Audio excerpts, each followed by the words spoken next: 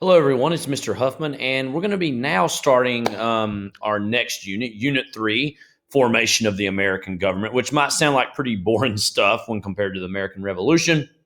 But I can assure you, there's going to be a whole lot of things that get accomplished and happen, but also some seeds for future conflict and future problems are also going to be kind of forged during this time. And the biggest thing that we're going to talk about today is kind of our unofficial first constitution, which is the Articles of Confederation, which you've not heard nearly as much about as the regular U.S. Constitution, which is going to be written in response to the failures of this Articles of Confederation. So the Articles of Confederation, they came first, okay, and they were actually written during the war, as the war was going on in November of 1777. Naturally, the Second Continental Congress, who are the ones meeting and kind of deciding on how we're going to fight this war and how we're going to organize, they go ahead and adopt the Articles of Confederation and Perpetual Union. It's its official name. Because they realize we need to kind of set up some form of a provisional government that maybe can be worked upon once the war's over. Okay, so this Articles of Confederation is a plan of a loose union of states under the authority of a Congress. So there is a central government, but it's not a strong federal government. Relatively weak at the top and gives the states a lot more power. Okay, so that was the idea that, again, these Americans still consider themselves more citizens of their particular colony, would become states. And they didn't necessarily see themselves as part of, they kind of saw themselves as part of a larger thing, but they wanted to remain mostly a Virginian or a New Hampshirean or a North Carolinian or a Massachusetts, right? That they mostly wanted to still have the power go towards those states. So again, very weak central government, because again, they thought a strong central government might be too close to Britain, right? That's what the king has too much power, Parliament has too much power. Here in America, if we're rewriting everything, maybe we don't want to have that tyranny that Britain is kind of perpetuating. Okay, so the goal is that once a year, each state selects delegates that they then send to the capital city. Okay, so it's kind of new elections almost every year, which could lead to some problems and some inconsistencies, I would say. There are no separate executive and judicial branches, so it's purely legislative branch, which means Congress. So there's no plans for a king or a president, and there's no courts, only the legislature. Okay, so the legislature is the only branch of government that is created under these Articles of Confederation. Okay, one of the biggest problems the Articles had to answer, not just during the war, but after the war especially, is going to be those Western regions. All that land we're going to pick up from Great Britain, what are we going to do with it? How are we going to manage it? Okay, so Western policies are going to be a big part of that. Again, once we sign that treaty with Great Britain in 1783, we pick up all that land, a lot of land, right? So how are we going to manage it? What are we going to do with it, right? Well, Congress says, well, maybe we can raise money to fund our congressional endeavors by selling off these Western and frontier territories. Maybe that's a way we can kind of start funding this federal government. So that sets up the Land Ordinance of 1785, which is the method for which the land's going to be surveyed, divided, and sold. Okay, so it went through this whole process. I'm not necessarily going to explain to you, but basically that land ordinance set up the process through which these territories are broken up and become individual states. Okay, and initially they guaranteed rights to freedom of religion in all these different territories, where this was technically before the Constitution's written, that guarantees the right to freedom of religion. But that is going to be established in this land ordinance of 1785. And this is going to be very important for us moving forward. Initially, this land ordinance banned slavery and involuntary servitude, meaning that, listen, in all these territories here, we're not going to recognize slavery. Slavery is not going to be a thing, okay? That's going to kind of start to be a problem as we move forward and the Constitution's rewritten, and the kind of ideas about what these territories can be are going to start to change, okay? So at first, slavery is banned, involuntary servitude is banned as well. But these southern states like Virginia, North Carolina, South Carolina, Georgia, They don't like the idea that slavery is banned in these territories because that puts more pressure on them to maybe ban slavery. And their whole economies are based on slavery, right? So that's going to be a problem, again, that we'll return to in the future. But that land ordinance of 1785 is going to set up the methods through which we're going to cut up and manage and create these states. Okay. So there are going to be some successes of the Articles of Confederation. They're not a total outright failure. Okay. One big thing is the British government, they imposed sharp restrictions on American products in the Caribbean. So obviously the Caribbean regions here, they were putting a lot of restrictions against American goods, and American ships could carry goods to Britain, but only from their respective states. So they couldn't kind of go through the channels of a larger government. It had to be through the states. Okay. So successfully, representatives from this Congress of the Articles of Confederation are going to negotiate trade treaties with other countries, some powerful European countries at the time, Holland, Prussia, as well as Sweden. And by 1790, trade of the U.S. is greater than trade of all the colonies during the Revolution. So that was a big fear, right? That if we break away from Great Britain, they have all the inroads, they have all the tools that really run our economy. Are we going to be able to trade as well if we don't have that relationship with Great Britain? But again, by 1790, a good few years after, about 7 years after we defeated Great Britain, actually trade better than they ever were during the colonial era, right? So actually, you know what? Trade is taken off and is doing great. So that is an accomplishment of these Articles of Confederation, as that they set up a method through which American trade can be greatly boosted and be greatly encouraged. So that is, again, one success of the Articles. But there's going to be more failures than there are successes, okay? Because in part to kind of combat this rising American economy, the British start basically making all their goods and items cheaper and start flooding the market, which hurts American businesses, okay? Drives many artisans out of business, people who were kind of a shoemaker or blacksmiths or people who are carpenters who specialize in certain trades. They're going to unfortunately face harsh consequences from that, okay? So in response to that, some individual states are going to be, again, restricting British imports, meaning that we're not going to, this goes back to the kind of what was going on in the Revolution. We're putting down laws that are not letting British imports come in, okay? However, dues and taxes are not as high as each other, meaning that it's not going to be even all across the colonies or the states now.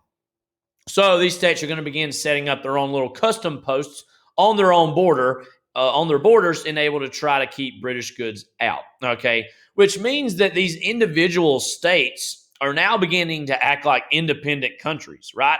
That they basically, the North Carolina border would be patrolled either to the north in Virginia or south to South Carolina by militias. And if British goods were coming in, they would stop them or tell them to turn around. So we have basically, the problem is we have like 13 little countries trying to act like they're one big country. And that really damages the union of the nation, right? We just fought this revolution against the British, and now we have all these states that are acting like, well, we're all our own little individual countries. They're not all on the same page. And that leads to some outbreaks of violence, but nothing too serious. But more than that, it's a problem of clarity. Are we North Carolinians or are we Americans? Again, that's a question all the colonies are asking about themselves, okay?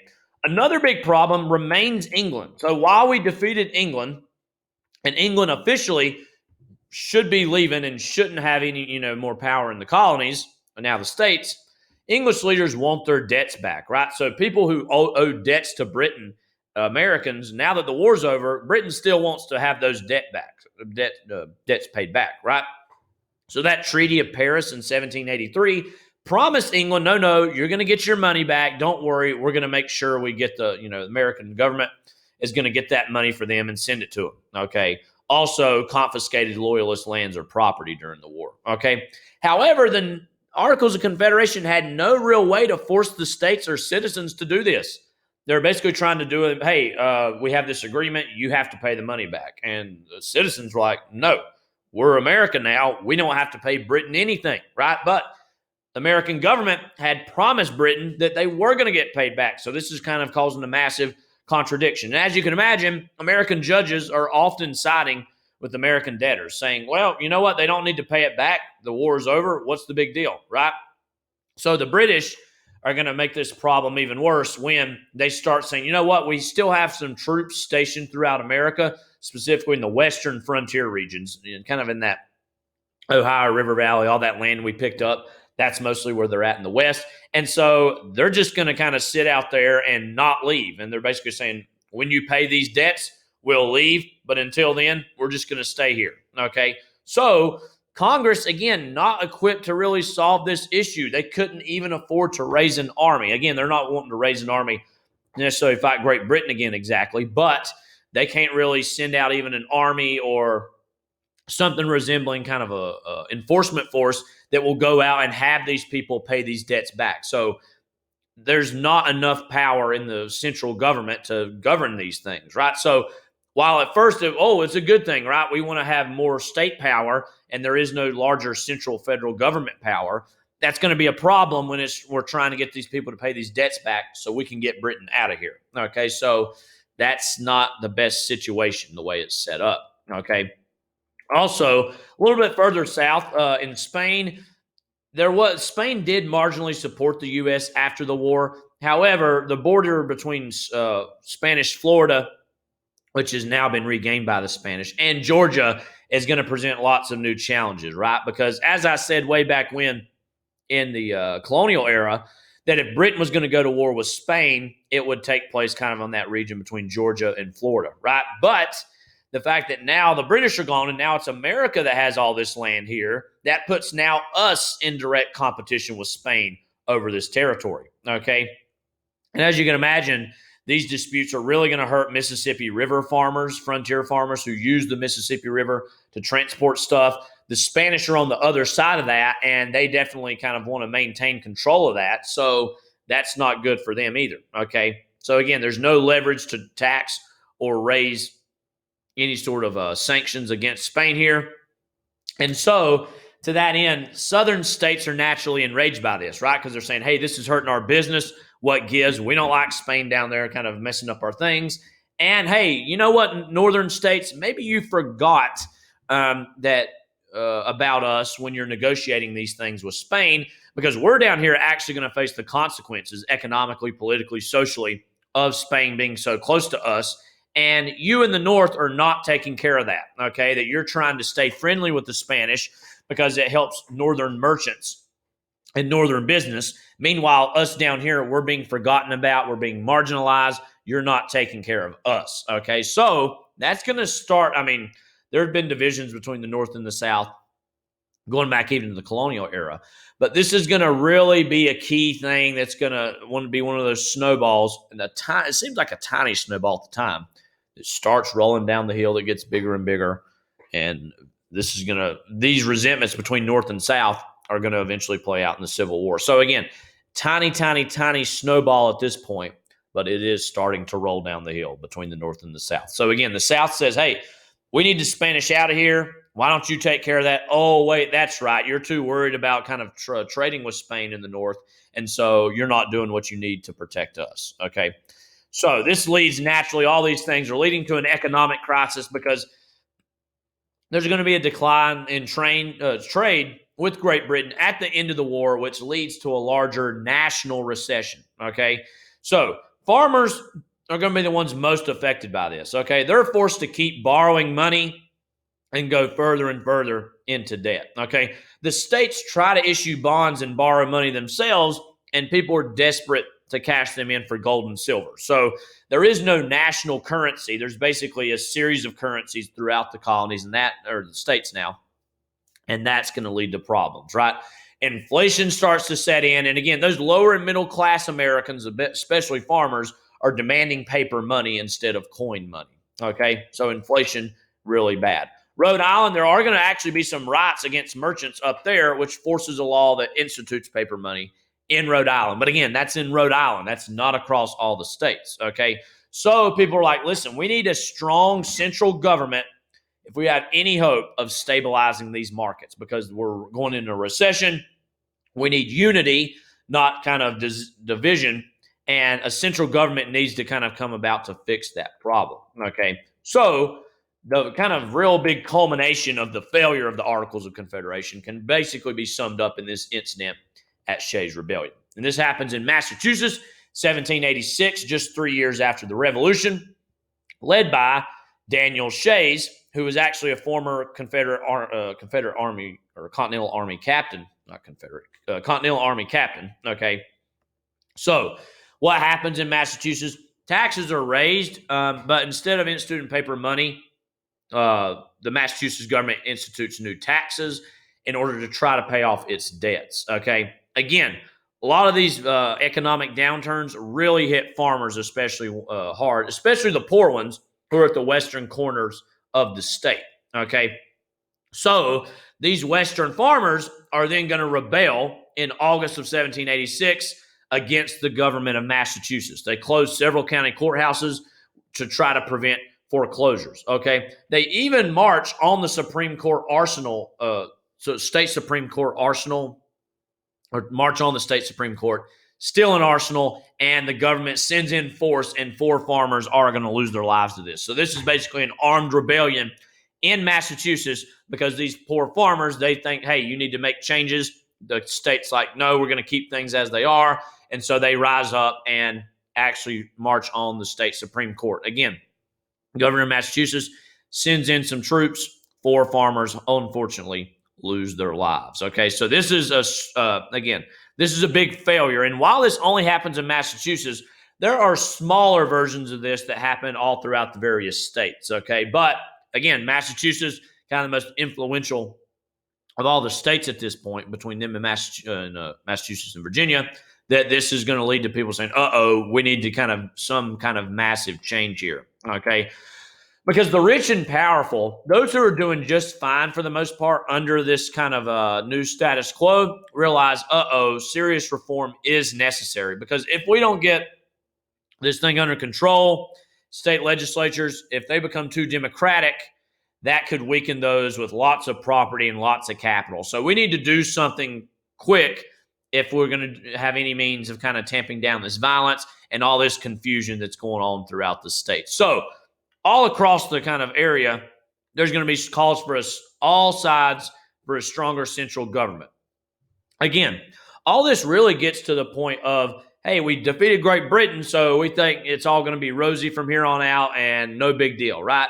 They thought of themselves as fully functioning states, loosely associated under this idea of the United States of America. But that's proven that it's not too successful, right? And within a few years, those Articles of Confederation, the fact that they didn't establish a central federal government in a strong way is going to lead to a lot of problems. And they're going to basically, everybody in power realizes we need to change things up if these states are going to truly become a United States of America. So again, all across society, everyone's like, you know what? No, we do need some stronger central federal government. So next week, I'll talk a little bit about what the real constitutional convention is going to look like and how certain sides are going to start to form that argue for this and argue for that are really going to set us up for understanding kind of how political parties are formed and also how the South is going to start to separate itself from the North, and that division between North and South is going to get even steeper. Okay, so this is Mr. Huffman signing off for you. As always, if you have any questions about anything, please reach out and I'll be happy to answer them for you. Take care.